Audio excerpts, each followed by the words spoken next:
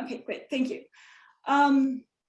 So most of what I'm going to be talking about will be joint work with Danielle Sepe. At the end, I'd like to talk about a bit of new work in progress with some other people. It's not really done enough to formally. Anyway, so start with something probably many of you already know about, but which is integrable systems. Just this also will get our notation to agree. So an integrable system, by this I mean a 2n dimensional symplectic manifold, M omega, and a function f, which is equal to f1 through fn from m to rn. So that first of all, they all Poisson commute, fi and fj Poisson commute for all I and j, and I want f to be regular on a dense set. So there are, of course, many examples of integrable systems, but I want to talk about a few very important examples. So for all of these, I'm going to put the standard symplectic form on, I put twice the standard symplectic form just for whatever reason, on C, and the script I means the imaginary part. Okay, so the first is M could be C, and you can take your function just to be the imaginary part of Z, that we call a regular point. You could also take M equals C, and you could let your function be the norm of Z squared. And that, of course, gives you a circle action, whereas in the first case, you're just going to get a flow, like a linear flow. You can also take, instead, you can take the function to be the imaginary part of Z squared. We call this hyperbolic. And there's one which is sort of special because we can take M to be C2, and we can take F, we can take the first component to be the norm of x squared minus the norm of y squared. We take the second component to be the imaginary part of xy. So just to think about this example, if you haven't seen it before, is the first component is going to generate a circle action with weight 1 and -1. And then you notice that xy is invariant under this action. So this will be a very important example. And then, of course, we can take any product. Well, of course, you can take any product of any of these examples. But in particular, if you take a product of the first two examples, we're going to call this toric. Okay, so that's just general examples of integrable systems. So there's a special kind of integrable system called a semitoric system.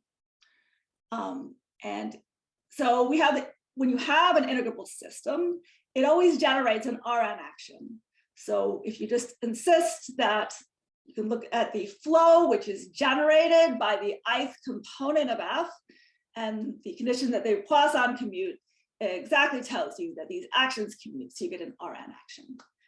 And we say that the action is toric if it generates an S1 to the n action, so it's periodic. So of course, this is a very special case. And in this case, every point has toric type. And here, we say that two points have the same type if they have isomorphic neighborhoods. And this is isomorphic in the sense of integrable systems.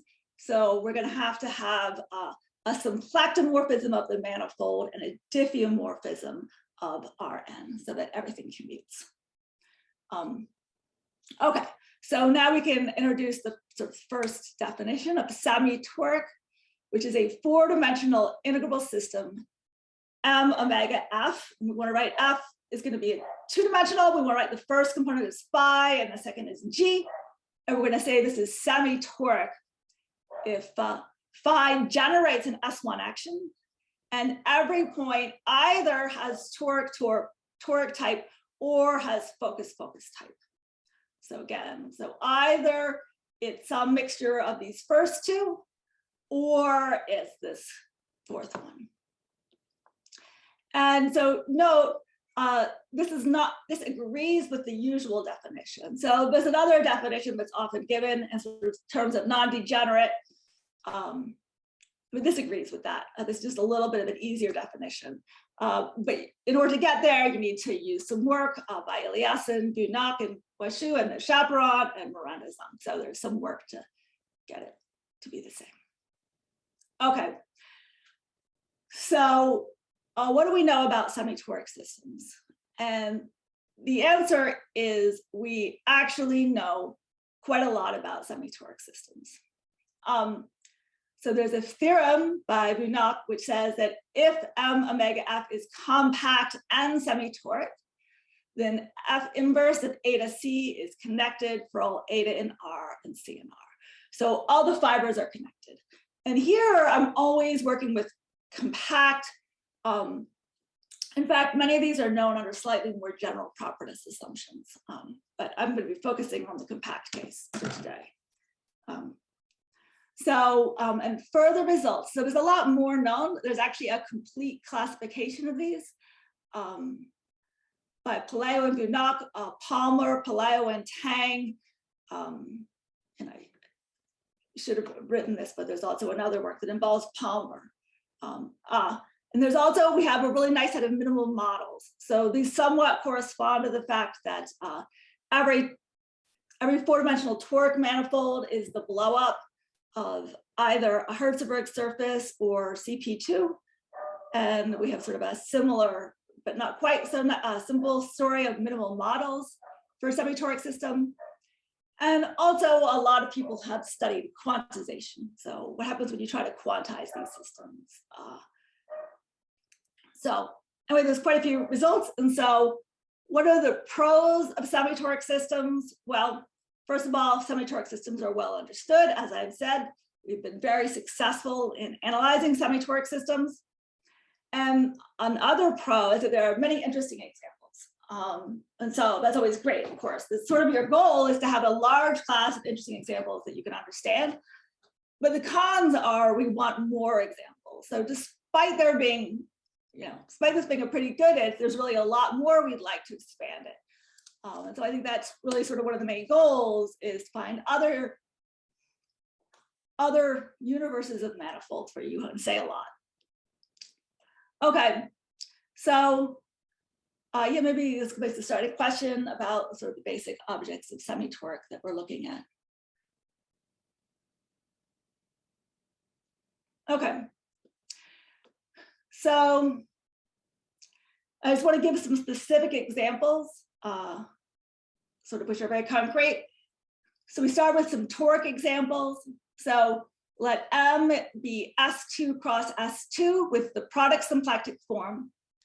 And let phi be the moment map for rotating the first component. So if you think about this, this obviously has two fixed spheres and they map to the minimum and the maximum of the moment map. And the claim is that M is secretly toric. So we just gave an S1 action, but we can expand this to an S1 squared action. So it would be the obvious. And it's not a very well kept secret, right? It's just the standard S1 squared action on S2 cross S2. Okay, great. So what is an example that's semi-toric, but not toric? So, so we're going to take S2 cross S2. So this is still our M. And we're going to blow it up at 3 points on one of the fixed spheres. So when we do this, M hat, and I drew it like we blew it up on the top one, M hat has 2 fixed spheres and 3 fixed points. So every blow up gives you an additional fixed point. So you can choose the amount you blow it up. But what I want to do is blow up, make all the blowups have the same size. And then in that case, the moment image of the 3 points will map to the same moment value. And so the claim, it's really more of an observation, but Yael gave a necessary and sufficient condition for an S1 action on a 4 manifold to extend to a toric action. And by that classification, M hat is not toric. Like I said, it's pretty easy to see, but it is semi-toric. And that's due to Holak, Sabatini, and Sepe. Okay, so we start with toric and we do semi-toric, but not toric. And then I want to talk about examples that are not semi-toric. So now we're going to take M hat and we're going to let M tilde be the blowup of M hat at P1, P2, and P3 by the same amount. So now M tilde has 2 fixed spheres, 6 fixed points, and 3 spheres fixed by Z2 with the same moment image. So the idea is every time you blow up an isolated fixed point, you get a 2 sphere of points which are fixed by Z2. And the claim is that this manifold is not semitoric. And this is by Halak, Sabatini, Sepe, and Symington. Okay. Sorry, I have a question. I probably missed something. So when you say that manifold is not symmetric, what does it mean? Right. It means that it's not secretly semitoric. It means that you cannot choose a function g so that m omega at phi g will be semitoric. So I can't extend this to a semitoric system. Or it doesn't admit a semitoric system, I guess. I'm sort of Thank you. I'm using shorthand for that. Does that answer your question? Yeah. Okay, other questions? Because I think sort of my idea of the perspective here is to sort of try to, right, one way of asking how many examples you have is like, okay, here's a famous class of examples, just circle actions on 4 manifolds. How many of these fit within your world?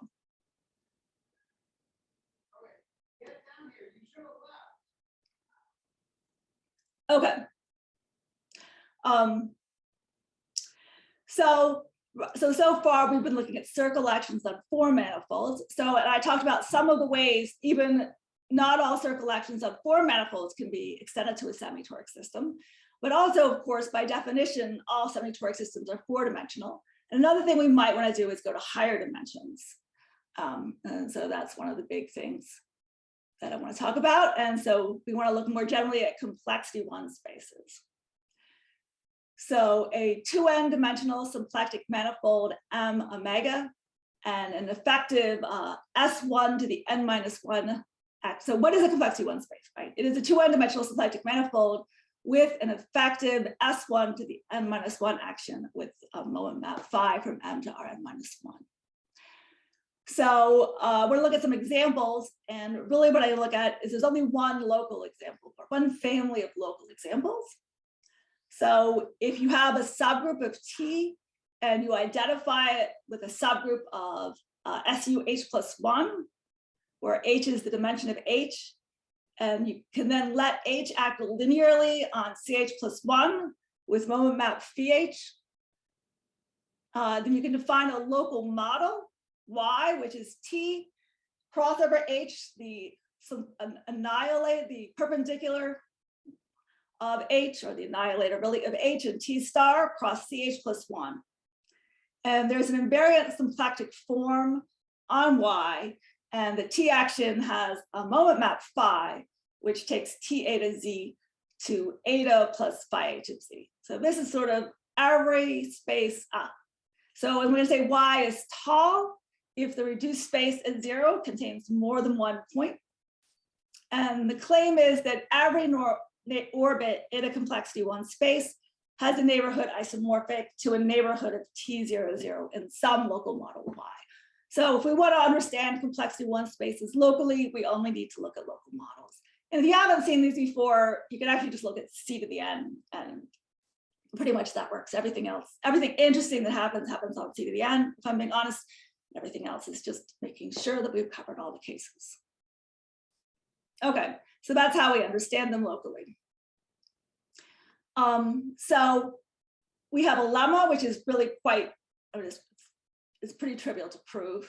But the lemma is by Karshan and myself, and if Y is tall, then we have H plus 1 tuple of non-negative integers.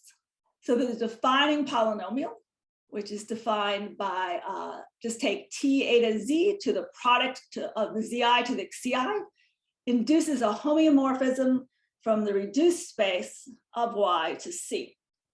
And then we call the degree of N just the obvious thing, sum of the Ci. Okay, so let's think about this in some examples. Like I said, mostly we're just going to look at y as Cn. So Could you you please repeat what is tall?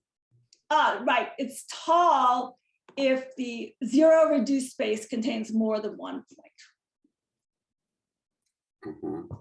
So the reduced space is going to be, I mean, the way to think about this is the reduced space is always going to be either homeomorphic to a point or homeomorphic to C. And right now we're only allowing the case where it's homeomorphic to C. So in general, those behave sort of technically quite differently. It's a little easier to prove things in the tall case. Thank you. Yeah, if you look at it not locally but globally, you know, if you have compact complexity one space, then the reduced spaces will either be points or they will be two-dimensional surfaces. And if any of the reduced spaces are points, then the surfaces will all have to be S2. And so what I'm really focusing on in this talk is the case where all the reduced spaces are surfaces.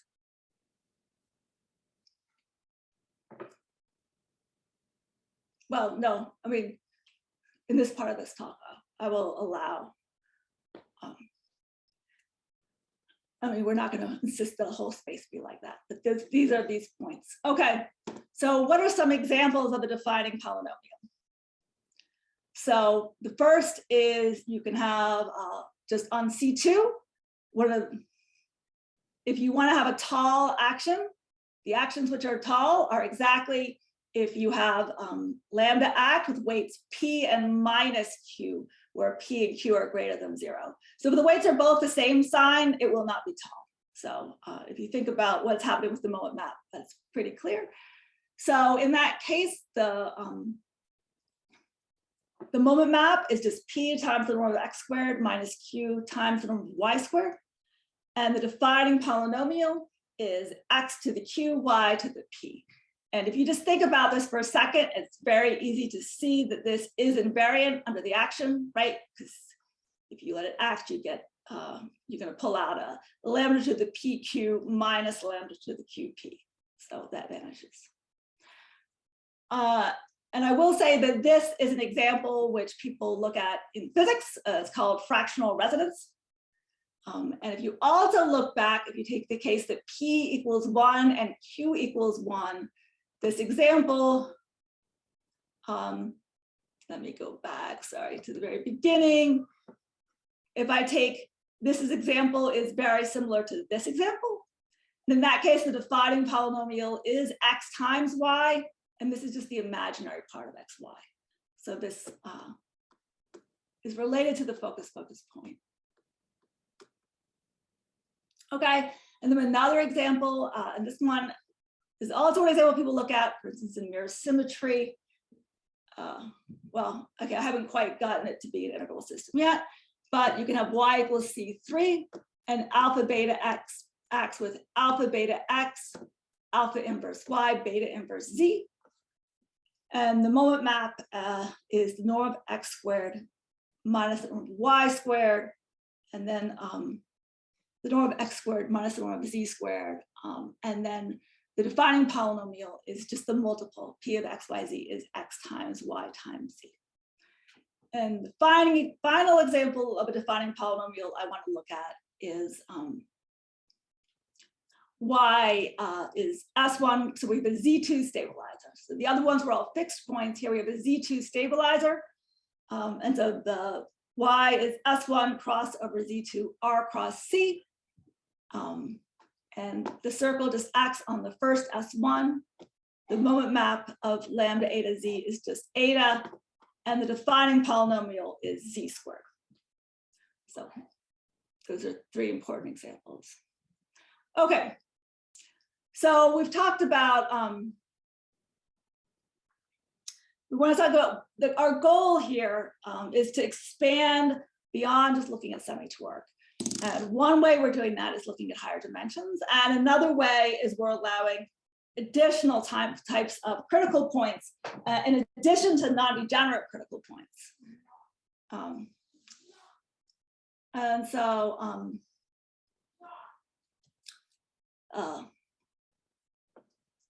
so what we're going to look at is something we call an ephemeral critical point. And if you, from the English, ephemeral means like short-lived, because these critical points are basically going to disappear. So let G from Y to Z be T invariant, and let P be 1, 0, 0. So given any L greater than or equal to 0, we're going to let T sup L sub P of G be the degree L Taylor polynomial of G at P. So I'm cheating a little bit. If Y is Cn, this is the honest to God Taylor polynomial. If Y is a local model, you take the Taylor polynomial on Cn and on the vector space part, and then just sweep it out. And this induces a function, which I'll call TLP G bar, from the reduced space to R. And we're going to have a definition of ephemeral critical point, and we're going to say a point P and Y is an ephemeral critical point of G if we have 3 things happen. So the first is that n is greater than 1. So for a point in the interior, this just means that the action is not free. So this sort of means it's sort of a special point. And then we also want the degree n minus 1 Taylor polynomial of G bar to be equal to 0. And we want the 0 set of the n degree Taylor polynomial to be homeomorphic to R. So this seems a little bit abstract, but you should really think of this as sort of an analog of the Morse condition, but it's an analog of the Morse condition when you have group actions. So let's look at our examples and see an example of this. So basically, one way to get an example is just to take the imaginary part of the invariant polynomial. In that case, so a defining polynomial. Remember, our defining polynomial identifies the reduced space with C. So if you take the imaginary part, your kernel will obviously be R, right? Homeomorphic to R. So our examples are, again, if we have Y as C2 and the moment map is the norm of x squared minus y squared, and we take G to be the imaginary part of xy, this is ephemeral. This, of course, is exactly the focus point we talked about. More generally, if you let phi of xy be p of x squared minus q of y squared, and you let G be the imaginary part of x to the q, y to the p. So this is also ephemeral. Again, this is sort of what we call the fractional residences. And then in 3 dimensions, you can take x squared minus y squared, x squared minus y squared, and G is just the imaginary part of the product of x, y, and z, or in the stabilizer Z2, you can let G be the imaginary part of Z squared. So again, in each case, I'm letting the G just be the imaginary part of the defining polynomial. And of course, there's many other examples, like this is like a Morse, but these sort of correspond to the standard coordinates from Morse theory. So expressing it as like the sum of the xi squared minus the sum of the xj squared. Okay, are there any questions about what is an ephemeral critical point for defining polynomials? Okay. All right. So now I can talk about our main theorem for the first part. So a completely integrable system, omega f, which again, I want to define f to be the first n-1 components will be in phi, and the last component will be g. We're going to say this is near toric if phi is the moment map for a complexity 1 action, T action, and every point either has toric type or is an ephemeral critical point of G. And so the example is every semitoric system is near toric. And this is very easy to see because we remember in the semitoric had to be 4-dimensional, and the moment map had to be the moment map for complexity 1 T action. and we allowed either toric type or focus, but we've proven that every focus point is an ephemeral critical point. So this is more general. And our theorem, which is sort of the main theorem in our first paper, which is that if M omega F is compact and near toric, then again, F inverse of eta C is connected for all eta in T star and C in R. So our first main theorem is that this connectedness results holds sort of in this much more general setting. So yeah, any questions about the statement of the theorem? Does this mean that like hyperbolic points can never be ephemeral critical points? So that's a great question about hyperbolic. So the answer is some hyperbolic points are allowed and some are not allowed. So if you go back here, this example of S1 cross over Z2 R cross C, these actually are hyperbolic critical points. They're regular, they've got sort of a regular direction and a hyperbolic direction, but it's because of the Z2. So basically, when you have a Z2 stabilizer or disconnected stabilizer with a Z2 component, then you are allowed to include hyperbolic, but otherwise they're not included. No, I don't know if that makes sense. Yes, thank you. May I ask you, so what is your favorite global example of near toric situation? So I'm going to get to that in a second, I think. So I'm going to talk about that. Partially there. So ask me that again if I haven't answered it. I may not fully answer your question, but I'll partially answer it, and then I'll happily. Okay, so great. So I want to talk about the proof. So it turns out that if you're willing to elide some important details, there's a very easy proof of this, at least gives you the idea of the focus. Okay, so we're trying to prove that the fibers are all connected, right? So, so I look at a fiber. So I'm fixing a fiber in T star and then an eta in T star and then the C in R. Okay.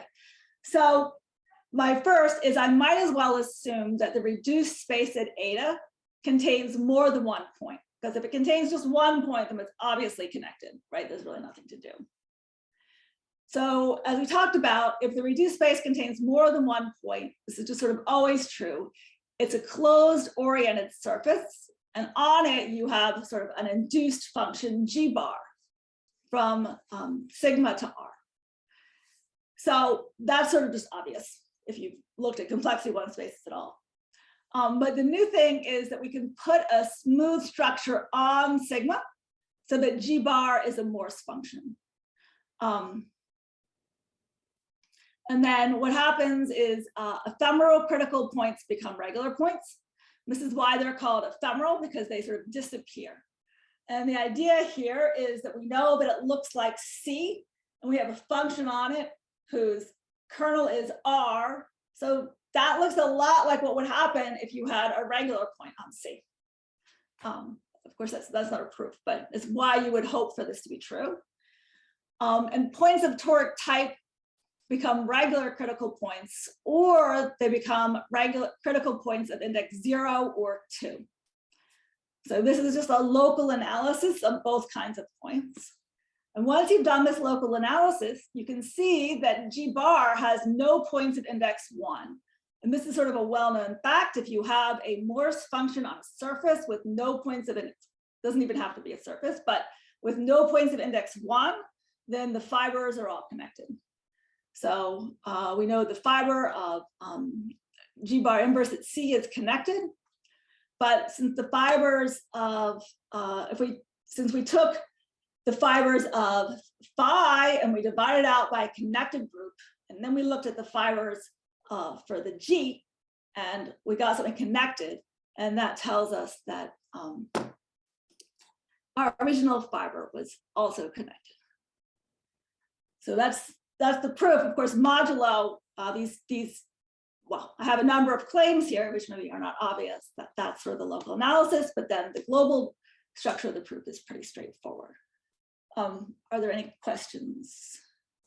And can you explain why ephemeral critical points become regular ones? Yes, I mean, like, not like necessarily give a completely detailed proof. I mean, right, the detailed proof is a little bit, you know, I don't know, just takes pages. But the idea of it is very simple. So remember what we have. Maybe I'm gonna. So I'm gonna go so I can draw. Just give me a second.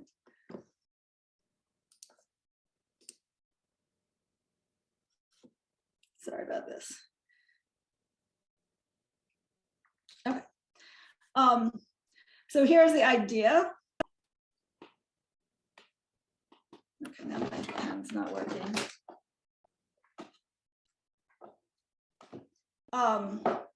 Let me see if I can get my pen to work, but there we go.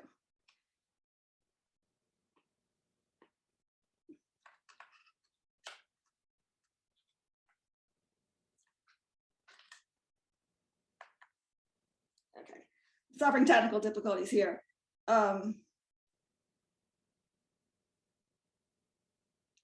But I didn't necessarily plan to talk, and so. Yeah, here we go. Sorry.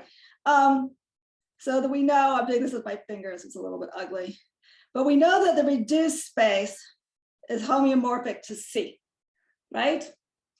And our assumption on, if you look back at the definition of ephemeral, our definition was, if I look at the degree n-1 Taylor polynomial, it's equal to 0.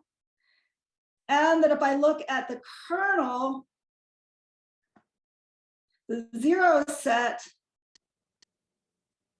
of the T, P, and G is homeomorphic to R.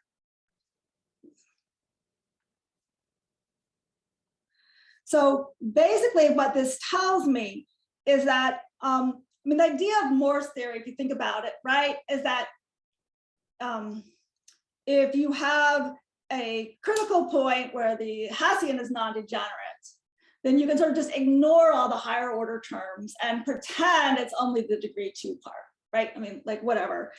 So here again, the fact that the n-1 is 0 and that the n has a special form, which is sort of a form of non-degeneracy. This does imply that the degree n terms are highly non-zero. This tells you that you can ignore the higher parts. And of course, that's the work of the proof, right? So basically, this looks like sort of just a degree n function, and its kernel is homeomorphic to R. And so if you have a function on C whose kernel on R, and sort of it being an n degree polynomial, where n is sort of, you want to think about a z mod n acting. So a good example of this is to think of like a z mod n acting, and then you have an n degree polynomial, and that on the quotient, it gives you a homeomorphic to, it gives you the kernel is homeomorphic to R. And so basically what this acts like is it just acts like the imaginary part on C. And so if you have C and you have a function that just takes Z to the imaginary part of Z, that is regular. So I don't know if that kind of explains it, but the idea is our assumptions, like in the case of Morse theory, reduce you to a polynomial. You check what happens to this polynomial. And in the new coordinates, the fact that the polynomial has a 0 set homeomorphic to R tells you that it is a regular function. That's basically, I don't know, that's basically the argument. But let me go back to my.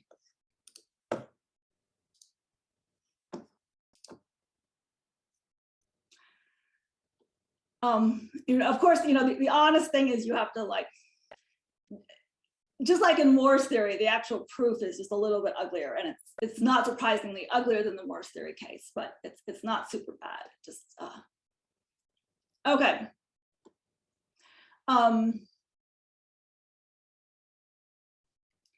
Okay, so if you're willing to accept these facts, then we can do some bonus proofs at the same time.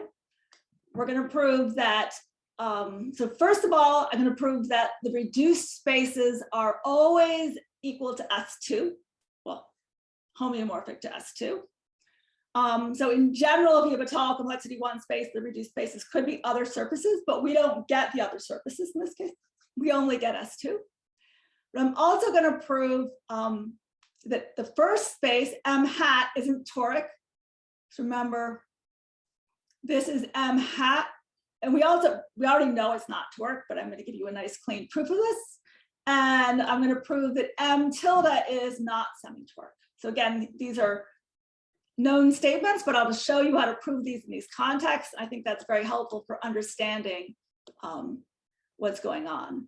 So how do we know that these are true? So the first thing is going to just choose any eta in the interior of the moment image. So if you have a fixed point of focus type, it must have weights +1 and -1. So that's, if you look at the definition of focus, that's actually pretty clear. Okay, and fixed points of toric type always become critical points of G bar. So remember, these are the only kind of points we're allowed in semitoric systems, are focus points and points of toric type. And in the toric case, you're only allowed to have points of toric type. So what this tells us is, since G bar has no points of index 1, it has only 2 critical points.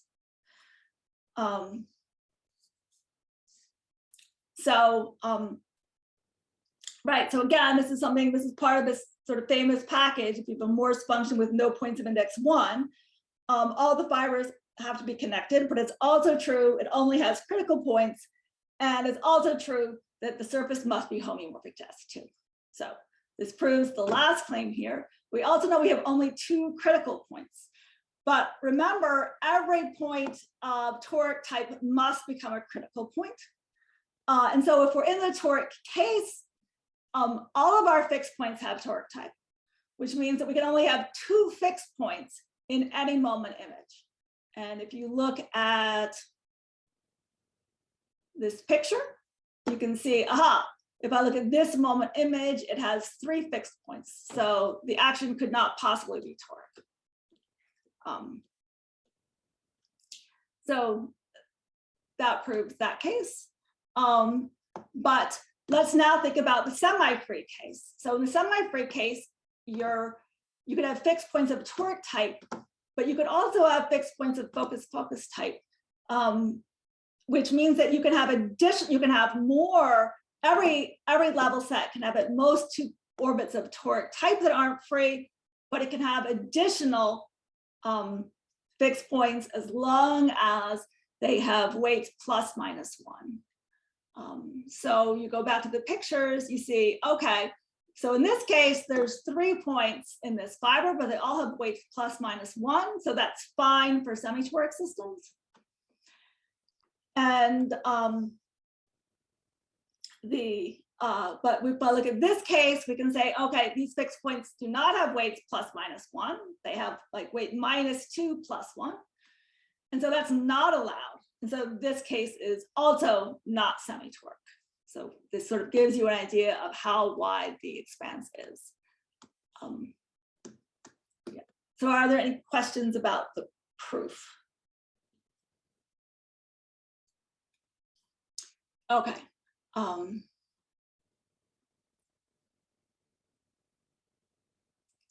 So we have some additional claims and some questions, and then I want to talk a little bit about some more recent work. Sorry.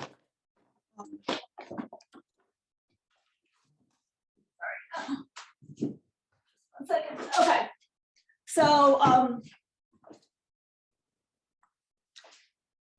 So let M omega F be an integrable system such that phi is the moment map of a complexity 1 T space, and every critical point of F is non-degenerate with no hyperbolic blocks.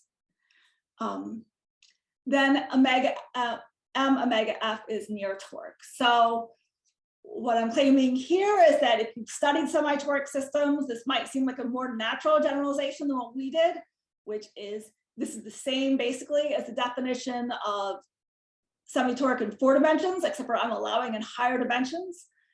Because if you, the definition of non-degenerate, so I didn't go into it great detail, but basically for non-degenerate, you're allowed any product of these types of blocks. So if you assume it has no hyperbolic blocks, you're basically left with some product of toric and focus. So and just by dimension count, in dimension 4, you can only have toric type or focus. But this is the more general definition. So this is actually what we started looking at, and then we realized that we could go even further. And these were studied by Washu, and so our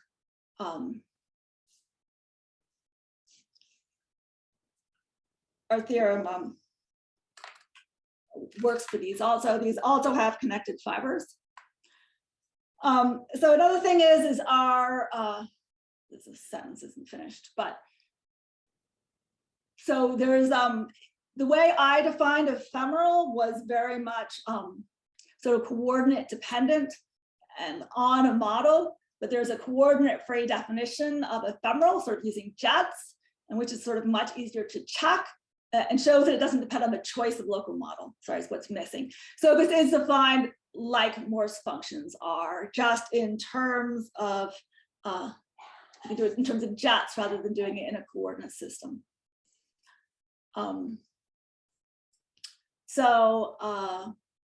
Another thing is our main theorem holds whenever phi is proper. So I stated this when phi is,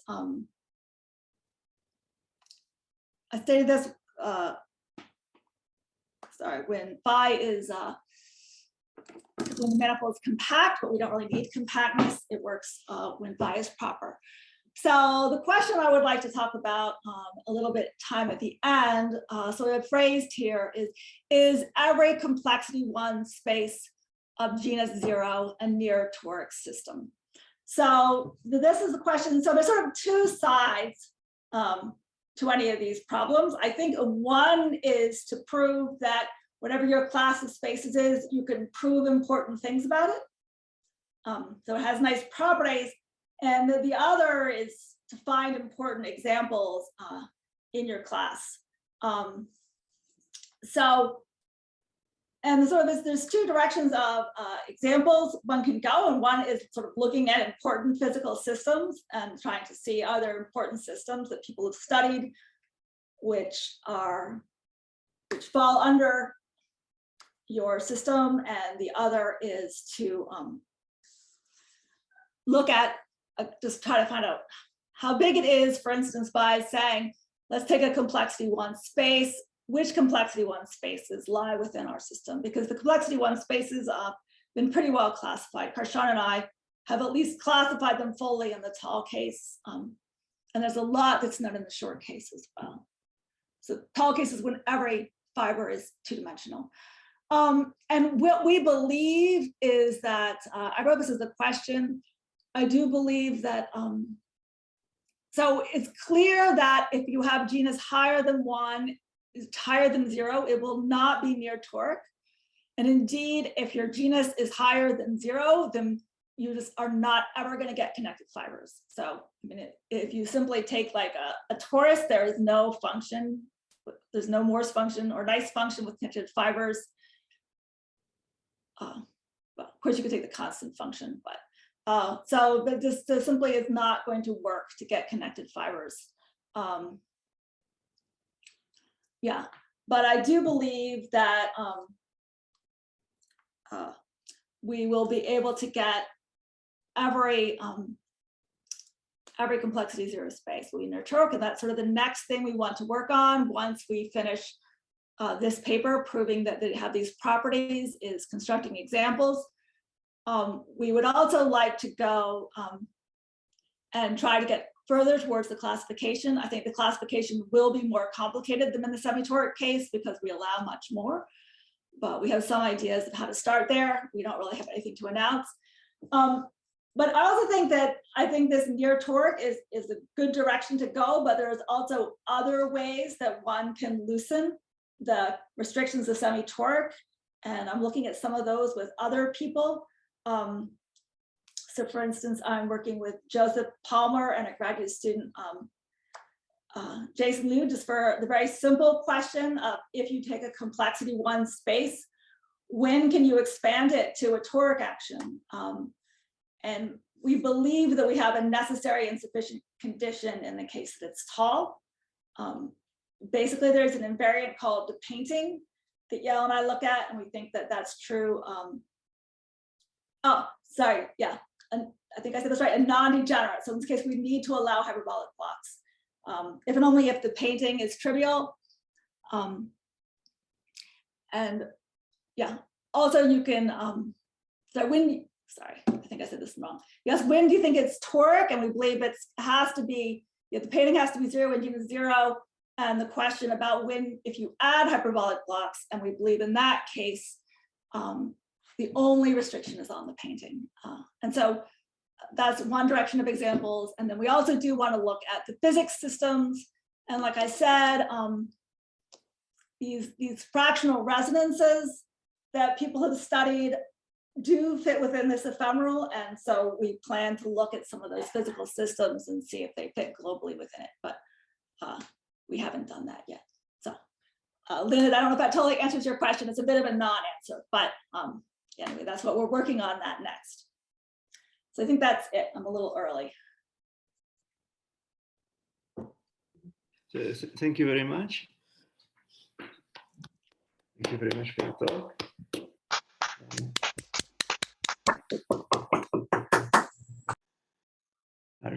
Are there any further questions for Susan? I think someone is speaking, so but is muted. Could it be? Okay. I have a question. You mentioned a coordinate independent formulation Yes. of ephemeral. So could you say just a little bit about this? Yes. So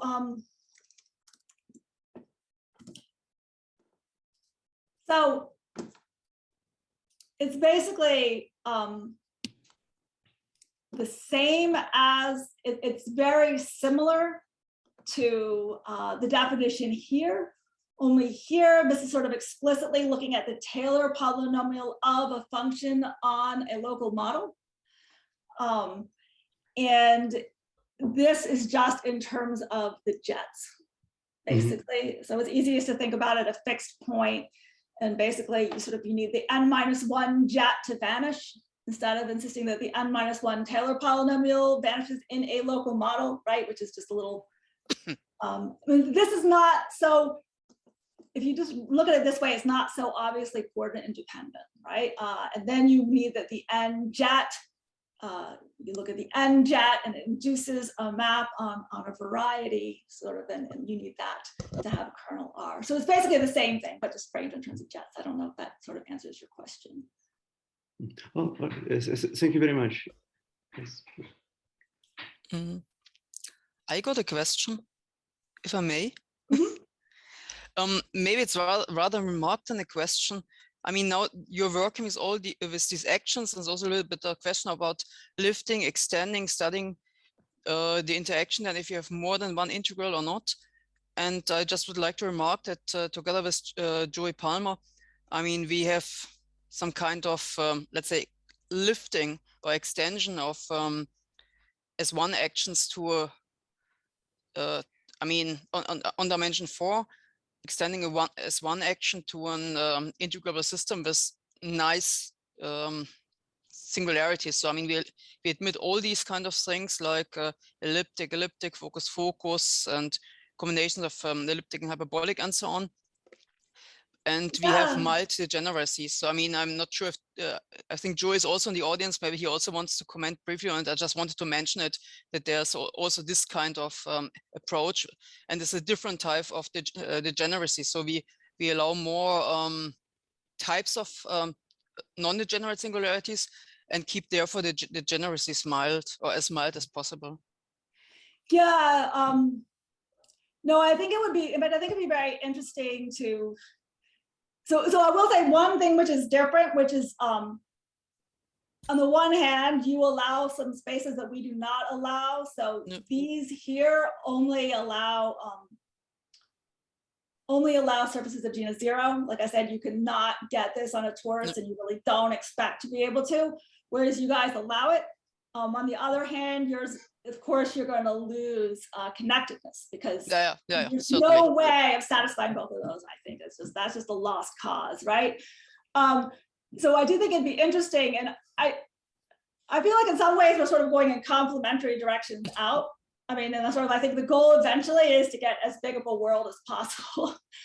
And so it would be interesting to see, like, well, what happens if we allow both kinds of singularities, right? Does that make sense? We're sort of exploring out of the semitoric, but sort of in different directions. And my hope is that sort of in the end, we can sort of put together these and come up with even bigger. I mean, for us, it just looked like, let's say, the most natural way to stay as nice and non-degenerate as possible, and just admit what is necessary to be able to extend. So I mean, as you say, it's a different approach, and both have their values. I mean, we clearly just really throw overboard the connectedness of the fiber. I mean, the moment you look at our first examples, you see, I mean, they are not connected. I mean, like, that's a good point. I mean, this was more like a remark more than a question. I mean, but I mean, at some point you may talk later a little bit about the subtleties between the approaches and so on. Maybe, as you say, one can read it and at the very end try to get some kind of global picture and see which approach actually. No, I mean, that's right. I mean, Danielle and I, we sort of have to finish up this paper. We're kind of in the final throes of it. But I very much would like to see what happens when we sort of start combining these, like, because we really like the world that we can understand to be like huge, right? That's the final goal. Okay, thank you. I would like to ask, so this property of having connected fibers is very important, and you have used it mostly in the direction that in examples where it's not the case, then you know that you won't have this kind of action. Is this property of connectivity also useful for other things? Oh, yes. I mean, yes, very, very useful. I mean, basically, so you go on in the Semitoric case and, let's see, right?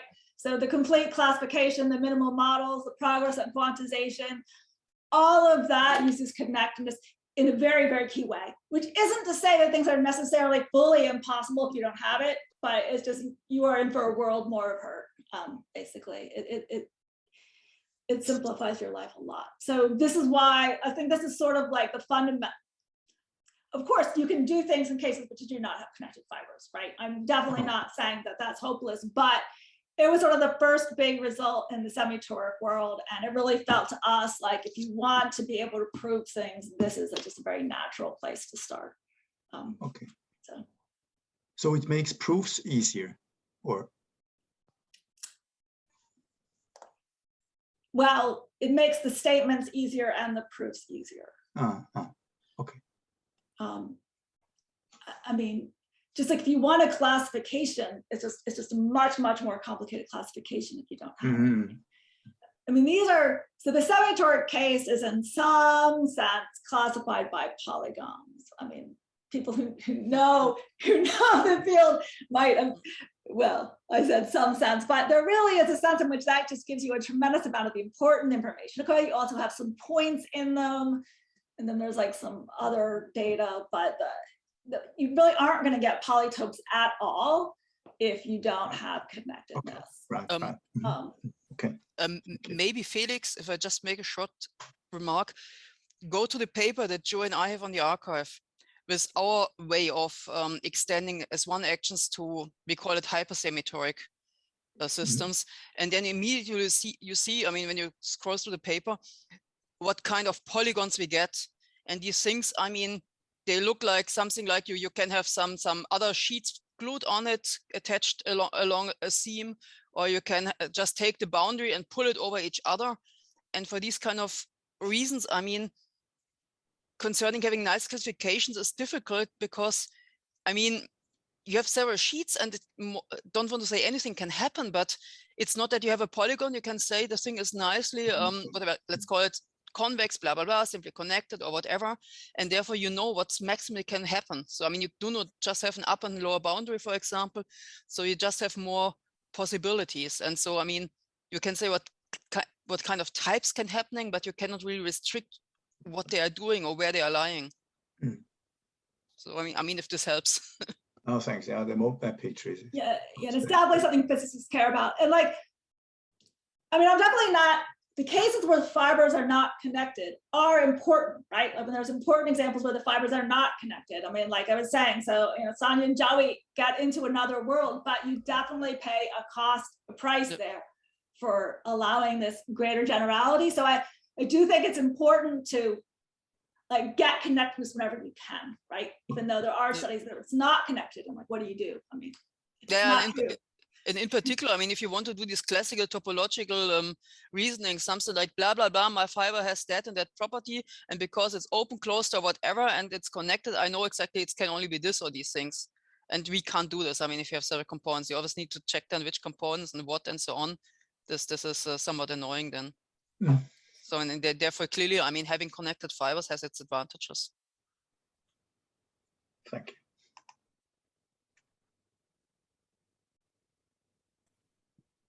I would have another question if there's still time. Is this somehow related to almost toric vibrations in some way? Maybe it's quite a broad question, so I guess already the semitoric case should be related, and is there also a relation of the ephemeral case?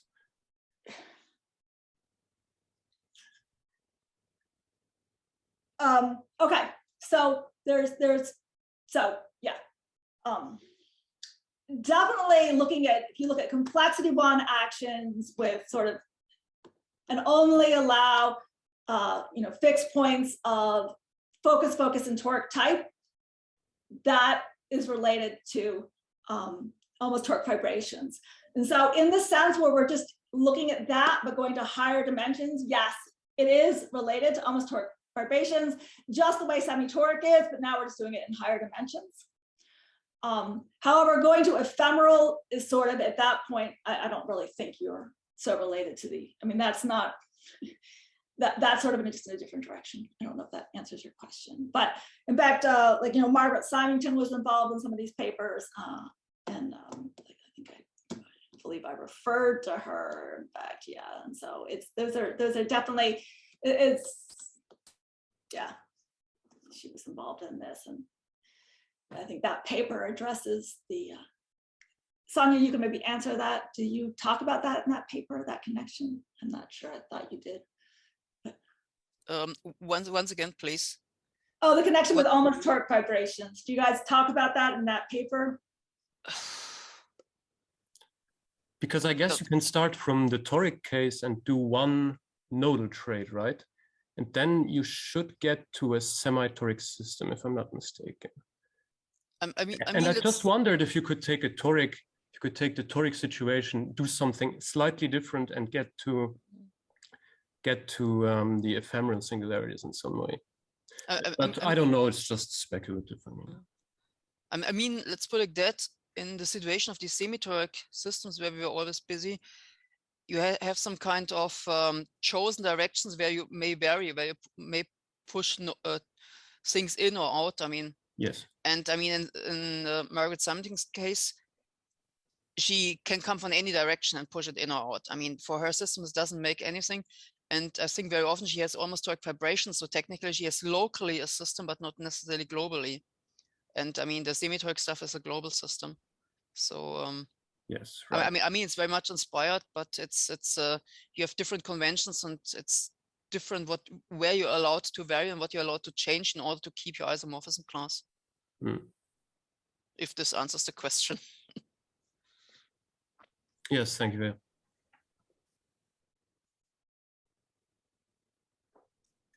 And can one reconstruct cohomology from the kind of moment map and some local data in symmetric case? Yes. And quantum cohomology?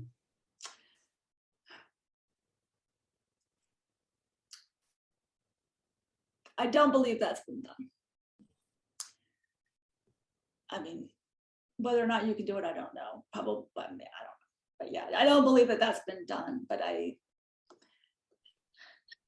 mean, it seems like it would be a good program. But I mean, yeah.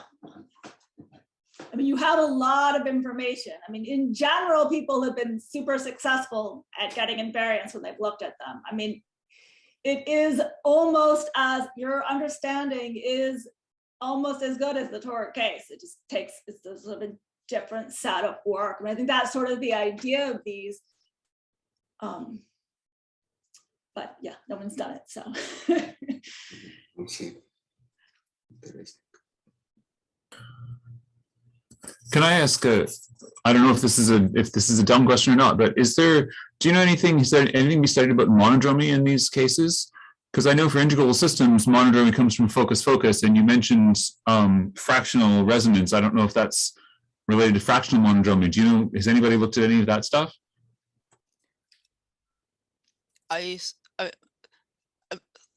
If I may make a remark, I think if you're interested in these kind of things, look towards the works by Nikolai Martinchuk and what's his name, Andreas Knauf Erlangen.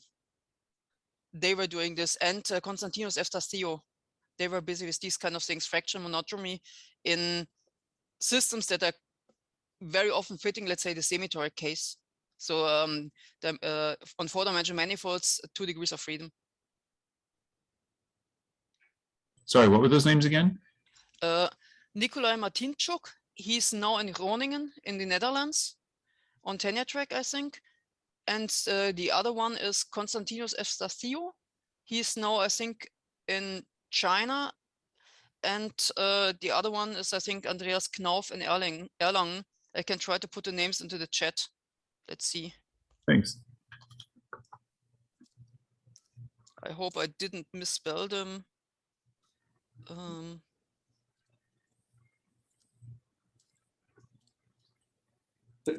Perhaps I will use this opportunity to thank Susan again for her very interesting talk.